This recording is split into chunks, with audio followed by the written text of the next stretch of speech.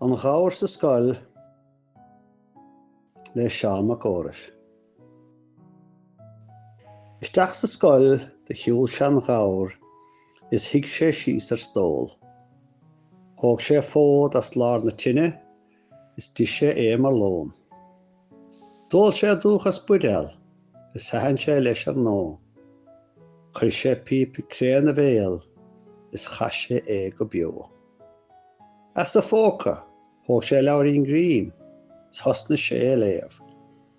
Chin sé rianca dún an son is a bheigil chuas san éir. Ag dul amach an doras dó de chaoch sé súla bháin.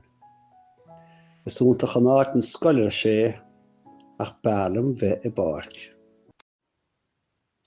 An gáir sa scoil le Seán Mac Córais. Isteach sa scoil de shiúil Seán Ghabhar is thuig sé síos ar stól. Thóg sé fód as lár na tine is dtí sé mar lón. Dóil sé dúchas buidéal is thaithinn sé leis ar nó. Chuir sé píp créan na bhéal is chas sé go beo. As sa fóca thóg sé labhraíonn grian is thosna sé léamh.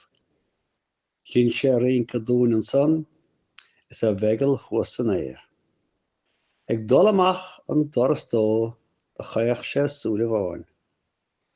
Is úntach an áit an scoilir sé ach beallam bheith I barc.